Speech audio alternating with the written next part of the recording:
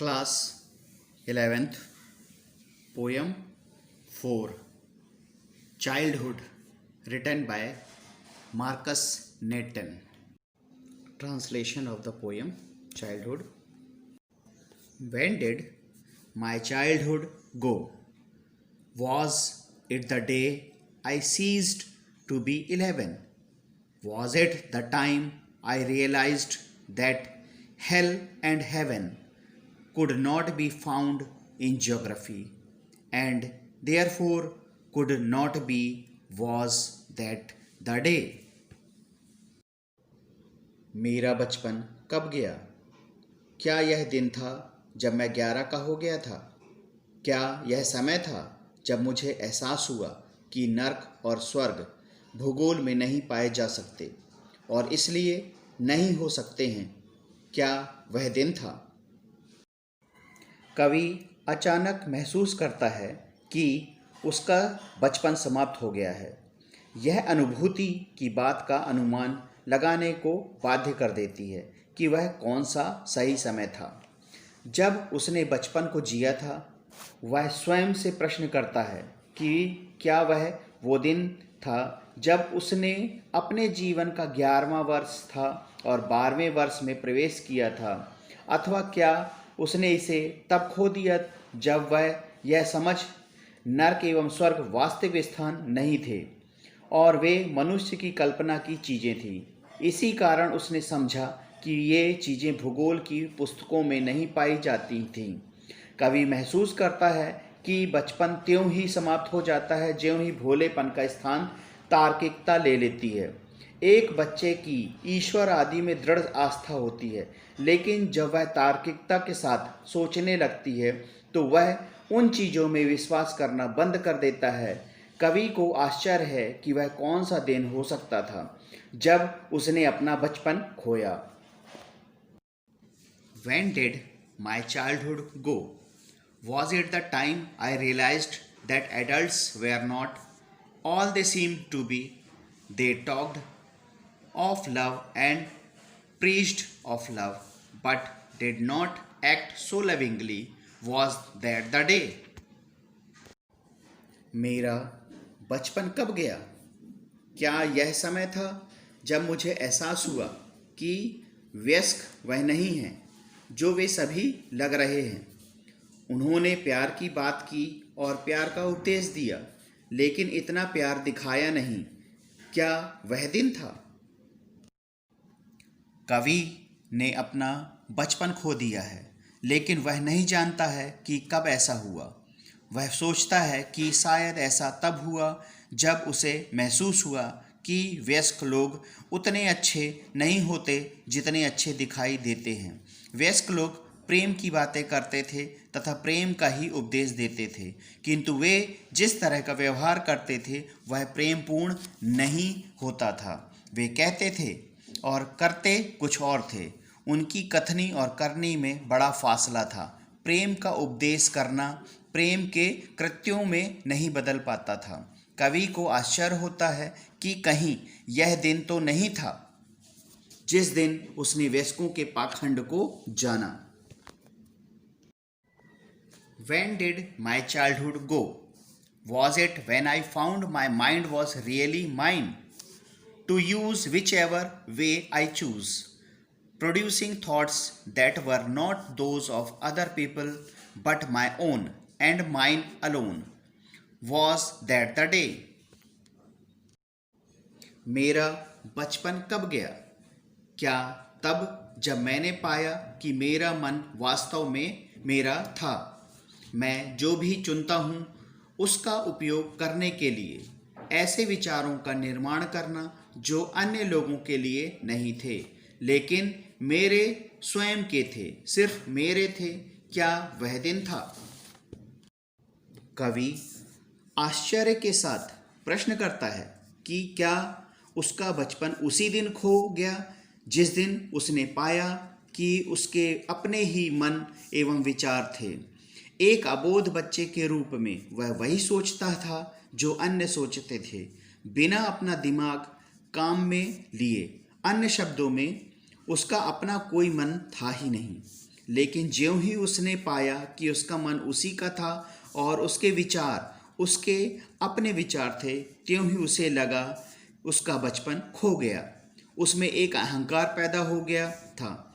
अब वह स्वयं को अन्य लोगों में से एक नहीं मानता था, वह स्वयं को एक अनूठा व्यक्ति मानने लगा था। कवि कहता है कि शायद इसी अहंकार में उसने अपना बचपन खो दिया। Where did my childhood go? It went to some forgotten place that's hidden in an infant's face. That's all I know. मेरा बचपन कहाँ गया? यह किसी भूली बिसरी जगह पर चला गया जो एक शिशु के चेहरे में छिपा है। बस इतना ही मुझे पता है। कवि यह जानने की कोशिश करता है कि उसका बचपन कहाँ चला गया है। वह कहता है कि उसके विचार से वह किसी ऐसे स्थान पर चला गया है जो स्मृति से लुप्त हो चुका है। वह स्थान संभवतः किसी शिशु के भोले चेहरे के भीतर छिपा है। कवि कहना चाहता है कि बचपन तभी तक रहता है जब तक शैशव अवस्था का भोलापन रहता है। ज्यों ज्यों व्यक्ति की उम्र बढ़ती है त्यों त्यों शैशव काल का भोलापन भी गायब होने लगता है। भोलेपन के गायब होने के साथ ही बचपन भी समाप्त हो जाता है। In this poem, poet wants to tell about the childhood. The poet is obsessed with the loss of his childhood. Loss of childhood and stepping into the world of adults is a gradual process. The poem describes the growth of individuality, rationality, and the ability to see through the hypocrisy of the grown-ups. They are the gradual steps that lead to the loss of childhood and its innocence. हम बचपन को धीरे धीरे जिस तरीके से जैसे जैसे हम अपने जीवन में व्यक्तिगत अपने बारे में सोचने लगते हैं, अपना फ़ायदा देखने लगते हैं, तो धीरे धीरे हम अपने बचपन को खो देते हैं। यही इस कविता में कवि ने बताया है। Childhood questions and answers of the lesson. Textual question. Think it out. Question number 1. Identify the stanza that talks of each of the following: individuality, rationalism, hypocrisy. उन पदों की पहचान करो जो निम्नलिखित के बारे में बात करते हैं: व्यक्तित्व, विवेक, पाखंड। Answer: individuality, third stanza, exclusive attachment to oneself, व्यक्तिगत रूप से। Rationalism, first stanza, reasonable explanation, बुद्धिवाद से। Hypocrisy, second stanza, false pretensions, ढोंग। Question number 2. What, according to the poem, is involved in the process of growing up? कविता के अनुसार बड़े होने की प्रक्रिया में क्या निहित है? Answer: losing one's childhood itself is an important process of growing up. With the person's growing up grows his sense of understanding. He starts thinking logically and develops his own thought process and hence attains a sense of individuality. अपने बचपन को खो देना ही अपने आप में बड़े होने की प्रक्रिया है। जैसे मनुष्य बढ़ता है उसकी बाहर की दुनिया को समझने की समझ बढ़ती है। वह बातों के तर्क को समझते हैं और अपने सोचने की क्षमता को विकसित करता है और अपने स्वयं के व्यक्तित्व को पा लेता है। Question number 3. What is the poet's feeling towards childhood? बचपन के प्रति कवि की क्या भावनाएं हैं? According to the poet, childhood is an important phase in a human life. Despite the fact that a child has no individuality, in the absence of rational thinking, innocence overshadows the imagination in one's childhood. The poet has no regrets in growing up and losing his childhood. कवि के अनुसार मनुष्य का बचपन उसके जीवन की एक महत्वपूर्ण अवस्था होती है। इसके बावजूद कि उस बालक में स्वयं को समझने की शक्ति नहीं होती, उसका सरल स्वभाव, उनकी भावनाएं वे पर्दा डाल देता है।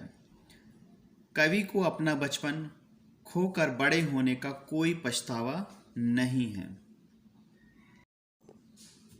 Question number 4. Which do you think are the most poetic lines? Why? आपके विचार से कविता की सर्वोत्तम पंक्तियाँ कौन सी हैं, क्यों? Answer: The most poetic lines are as follows. It went to some forgotten place that's hidden in an infant's face. That's all. No. The above lines metaphorically explains the end of a particular stage of life. It depicts the process of growth. कविता की सबसे महत्वपूर्ण या सर्वोत्तम पंक्तियाँ निम्नलिखित हैं। ऊपर जो पंक्तियाँ हैं जीवन के अंतिम क्षणों का वर्णन करती हैं। यह बड़े होने की प्रक्रिया को दर्शाता है, जो एक अपरिहार्य घटना है और जीवन में कुछ स्थिर नहीं है सिवाय बदलाव के। इस पोयम चाइल्डहुड के सारांश को आप अपने कॉपी में लिखिए और समझिए और इसके क्वेश्चन आंसर्स को करिए और क्वेश्चन आंसर्स को याद करिए।